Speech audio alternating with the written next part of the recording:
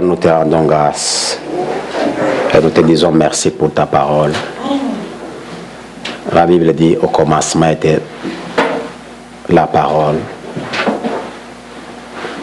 Rien de ce qui a été fait n'a été fait sans elle.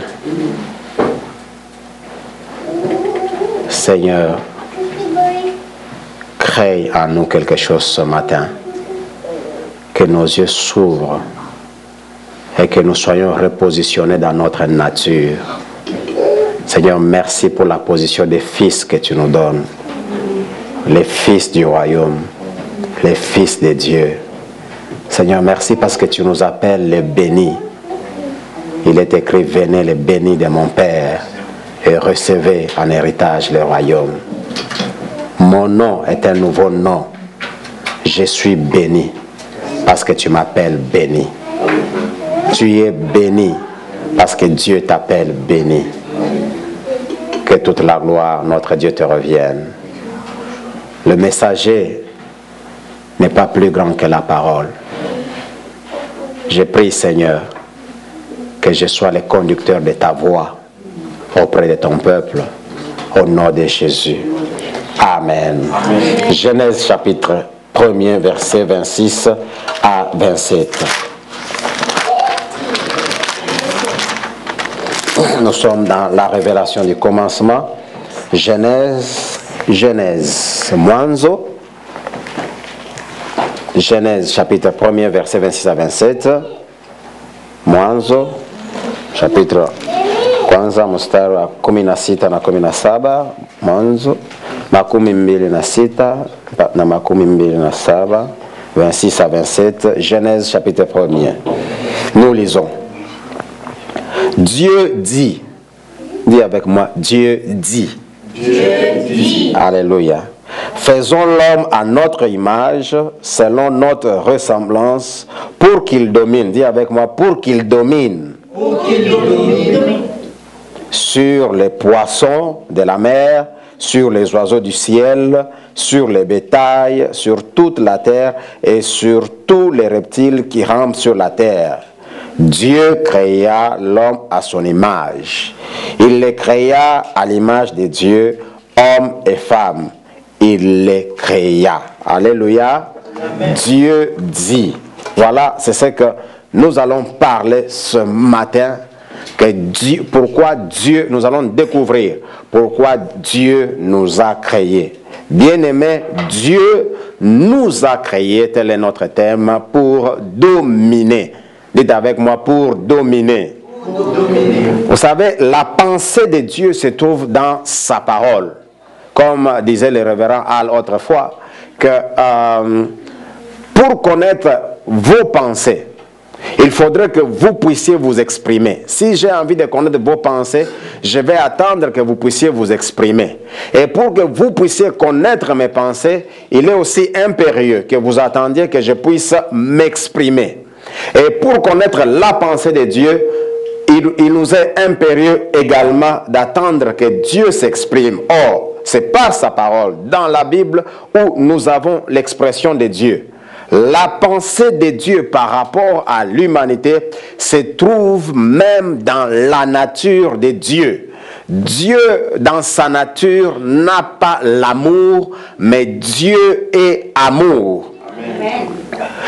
L'amour est le caractère même de Dieu.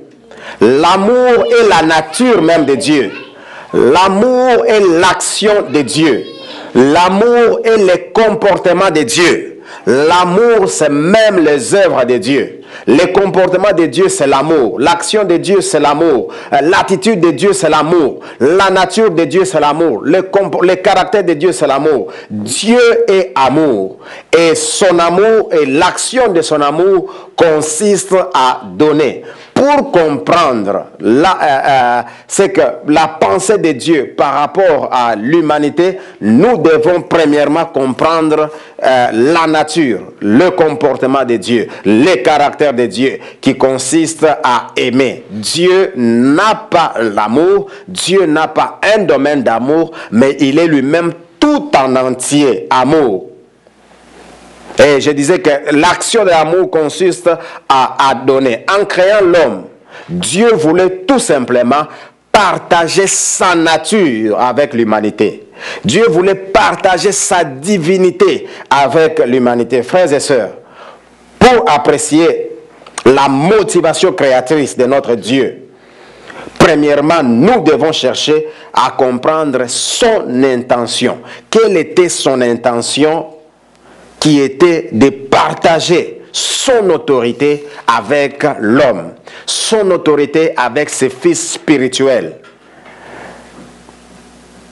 C'était ça son intention en créant l'homme. Dieu ne voulait pas venir, il régnait déjà dans le ciel, les domaines spirituels, les domaines visibles, invisibles. Et lorsqu'il a fait les domaines visibles, il ne voulait pas également outrepasser ses prérogatives. Il est souverain. Et dans sa souveraineté, nous allons le voir, Dieu dans sa souveraineté respecte sa propre parole. Alors, il voulait partager maintenant son amour avec nous. Il voulait partager son amour avec la multitude que nous sommes, voilà, avec ses fils spirituels. Et voilà pourquoi il a étendu ou bien il a élargi son domaine qui était invisible et il a amené aussi dans les domaines visibles qu'on appelle la terre. Et Dieu, en nous créant, en nous envoyant dans ces domaines visibles, c'était pour un but: dominer et régner. Alléluia. Dieu vous a créé selon son image et selon sa ressemblance pour que vous puissiez venir régner. Dès le commencement, le désir de Dieu était d'avoir la relation personnelle avec les humains et cela vice-versa. Dieu voulait avoir la relation personnelle avec nous afin que nous aussi nous soyons en relation avec lui. J'aimerais bien aimer que nous puissions renouveler notre intelligence dans ces domaines. Vous savez que nous prêchons ici le renouvellement de l'intelligence, le réveil et la restauration parfaite afin que nous soyons des hommes d'impact dans notre société. Comment pouvons-nous impacter notre société si notre intelligence n'est pas renouvelée dans certaines choses? Voilà pourquoi, mes bien-aimés dans le Seigneur, je vous exhorte et je vous recommande d'abord que vous devez savoir d'où vous venez et où vous allez. Chaque fois que vous vous réveillez, posez-vous la question: d'où je viens et où je vais? D'où vous venez et où vous allez? Non seulement cela que nous sommes censés comprendre, nous devons aussi comprendre ce que nous sommes. Vous savez, si vous ne connaissez pas ce que vous êtes, c'est vraiment la calamité. Voilà pourquoi nous avons certaines personnes, ce sont les bénis de Dieu. Vous êtes les bénis de Dieu. Dieu a un plan merveilleux pour vous. Dieu vous a béni. Dieu a investi en vous le bien de son royaume. Dieu a investi en vous son propre fils qui est venu.